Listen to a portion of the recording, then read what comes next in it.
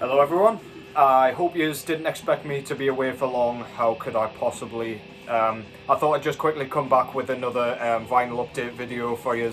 I got a new record in yesterday, and then I've got a couple of others to chat to you about as well, one of which I definitely should have put in my honourable mentions list during my top 20 of the year list, but never mind, got plenty of time to be chatting about that. First of all, as always, what's going on in the background?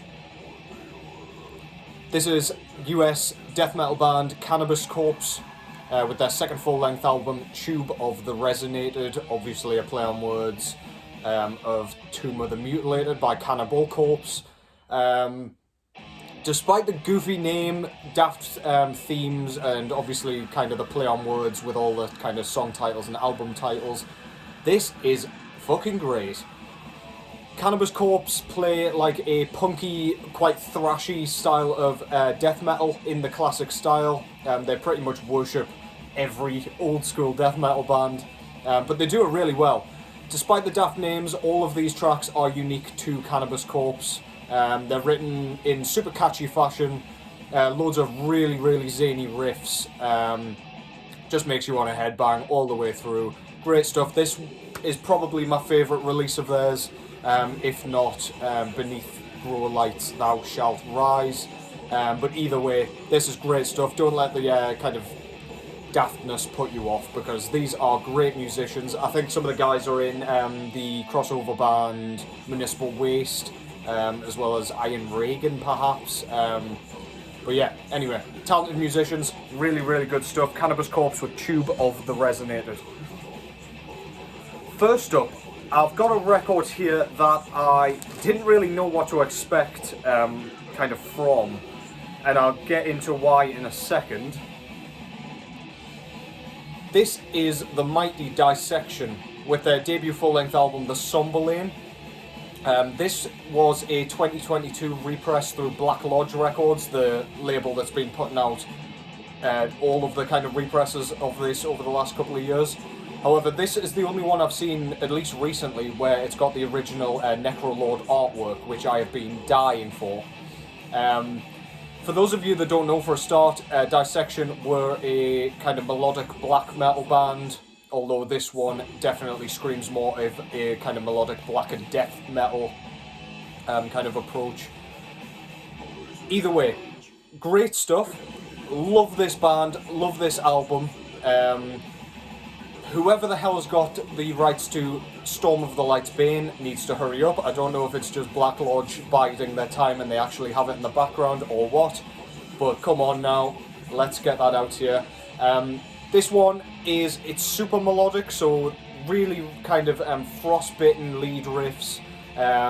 Things come across as quite pretty here, lots of solos. It's written in a kind of classic heavy metal style, but it's incredibly sort of patient and mature, despite the guys in this band only being young when they released this. But yeah, great stuff, great riffs, super memorable. Don't quite like it as much as their second album, and let's not even get started on the third album. But yeah, classic in its own right, most certainly. Dissection, The Somberlain. The reason I didn't know what to expect with this was mainly down to this.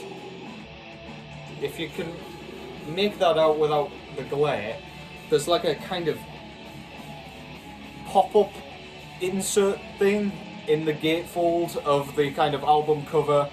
I would prefer one without it, I'm not gonna lie, but whatever.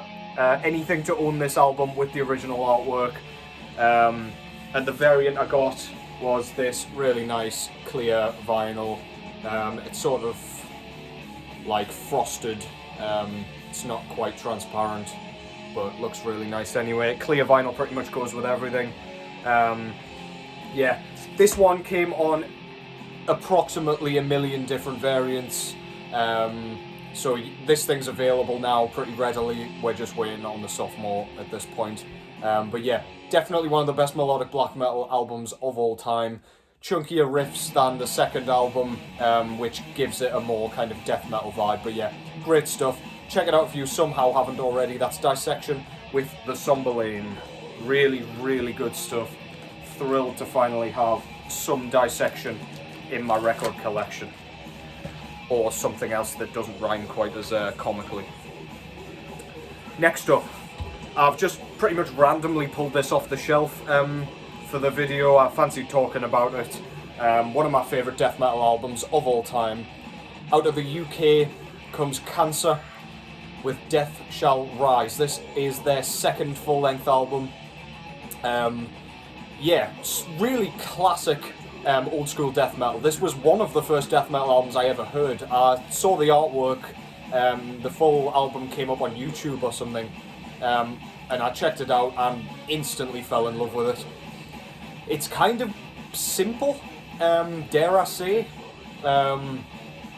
in the sense that there's nothing too technical and the pace remains pretty much the same all the way through. However, this thing has choruses, it's pretty relentless, and the production, which is what makes this what it is for me, kind of pushes the drums all the way to the forefront of the mix. The snare drum is so prominent and so loud, it almost sounds like ridiculous. If you were to listen to something else prior to this one, you'd wonder what the hell is going on. But I love the sound personally. Super exaggerated kind of bass kicks, super catchy hooks, catchy choruses, fantastic thrashy riffs. Not as thrashy as their first album, To the Gory End, but yeah, definitely the better of the two albums if you ask me. This is an undeniable classic. This was a 2014 repress through Cyclone Empire. They did a pretty nice job with this one, and I'm pretty sure, I don't own it, but I'm pretty sure they butchered the To the Gory End kind of presentation. But yeah, I was pleased to pick this one up at the time, and I'm thrilled to have it now. And this came on a kind of dark blue vinyl, which looks absolutely awesome. So yeah, if you're not familiar with these guys, they are kind of an old school band that flew under the radar a bit. This is one of those like gems that you kind of have to unearth to find, but yeah, once you do, you will not look back. Cancer, Death Shall Rise, UK death metal, absolute classic. Speaking of classics, we have a classic band, undeniably, but with a brand new album from 2022. This is Morbidity, Triumphant by the mighty Autopsy. This one didn't quite make the cut for my top 20 albums of the year. I don't really know why. I think just Immolation edged it out, and I couldn't put either of them any higher than that. I don't know, it just ended up not making the cut. This honestly blew me away when I first heard it. It's, if you're familiar with their like earlier work, this is sort of Acts of the Unspeakable kind of era Autopsy. That's what I would kind of most fittingly relate it to, mainly because of the production, the songwriting. It's super punky, as most of Autopsy's music generally is, but there's also so many guitar solos on this thing. Doom metal's kind of pushed back in this. There's obviously like tints of it here and there, but yeah, they crank their kind of classic heavy metal solos up to 100 on this thing. It's blistering, it's raw, you feel like you need a wash and you feel filthy after listening to it. Ryford's vocals are on point, as they always are. Yeah, it's just classic Autopsy doing what they do best. I've been dying for new music from these guys, and they have not disappointed. And Wes Ben Skoda never disappoints with his artwork. That looks freaking awesome. Look at that. It's just some dudes kind of sewing some freshly flayed faces onto this guy, this King of the Undead or whatever's cloak there. Looks really sick, and you've got bodies hanging upside down and things. You got your back cover there with kind of a blown up picture of one of the undead with your track listing and a band photo. And this was actually my first kind of taste of coloured vinyl for Autopsy. So yeah, this is like a magenta kind of purple vinyl. They probably called it like pulsating entrails vinyl or something. But yeah, looks really nice. Goes beautifully with the artwork as well. I don't know what this was limited to. Again, classic me, did not check. But I don't think it sold out too quickly either. I don't know if it's still around or what. Last time I checked, it was still there. So yeah, Autopsy, Morbidity, Triumphant, killer album from a classic band, still going strong as ever.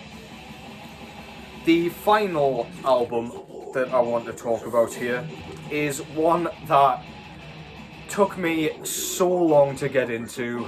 When I first heard it, I thought it was boring. It was kind of my most overhyped album of the year that it came out, but it was my favourite artwork of that year. The album that I'm talking about is Mirror Reaper by Bell Witch. These guys are based out of Seattle, Washington, and they play a super sluggish, very, very patient, crawling funeral doom. This thing is so sparse and so long that my attention span just could not hack it when it first came out. I tried over and over and over again to get into it and just couldn't bring myself to fully appreciate it. Years later, years passed, this came out in 2017 originally, by the way, and I've just gotten it. Years passed, I kept trying it, and it finally clicked with me, I think sometime last year or the year before, and I've only just managed to pick it up on vinyl. Super guttural lows, kind of low vocals, as you might expect from a funeral doom band. There's a few kind of sections with clean vocals here, not too much in the way of transitions and things, especially considering this is just one huge long track. I'm pretty sure it's like 82 minutes long. Yeah, this is pure sorrowful, just it's almost a dirge. That's pretty much how I would best describe it. It is not an easy listen. This is not something I will pull off the shelf like regularly to have like a quick bop on the record player. It's just pure sadness in its most kind of in its purest form, let's just say. One of the guys out of the band passed away sadly not too long before this album came out, I think, and he has like a posthumous appearance on this doing a bit of spoken word, which just brings the grief forward to the forefront of the album. It's just pure grief-stricken sadness, basically. So if that sounds up your street, then check it out. That is, of course, the artwork I was talking about. Mariusz Lewandowski, who unfortunately passed away last year, crafted this beautiful bit of artwork. Some of my favourite artwork ever. Again, with the hyperbole, but come on, how can you not love that? You've got your little guy down here. He's a tiny reaper actually, and then you've got your giant mirror reaper coming through the mirror. Yeah, beautiful stuff. Back cover there, just some more beautiful artwork, not too much going on, with a reaper up the side there, no track listing because it is indeed one track. Inside there you've got the full artwork, looks absolutely stunning. I could do with a poster or something of that to go on my wall. And this record almost is like a lefty record, because the discs are actually housed in this side here instead of the other side, which is really unusual and kind of annoying. And it came on this beautiful white vinyl. Again, white vinyl fits with almost anything. But yeah, absolutely beautiful, super clean looking, super minimalist, and I love it. So yeah, if you are feeling brave and you're feeling patient and like you could sit through a long-ass, slow-ass album, then yeah, please check this out because it is absolutely stunning when you finally kind of can appreciate it. But I very much appreciate that it is not the easiest to get into. So yeah, I'll stop me rambling. That's Bell Witch, Mirror Reaper. Great album. Great stuff. So yeah, that was 4 more records, obviously, as I do here.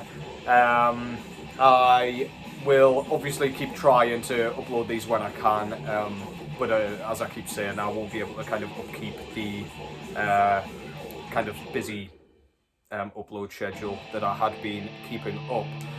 But yeah, hope you found something cool in there to check out. Couple of hidden gems there and one super challenging record. Let me know what you guys all think of the stuff here. Take care as always, and I'll catch you in the next one.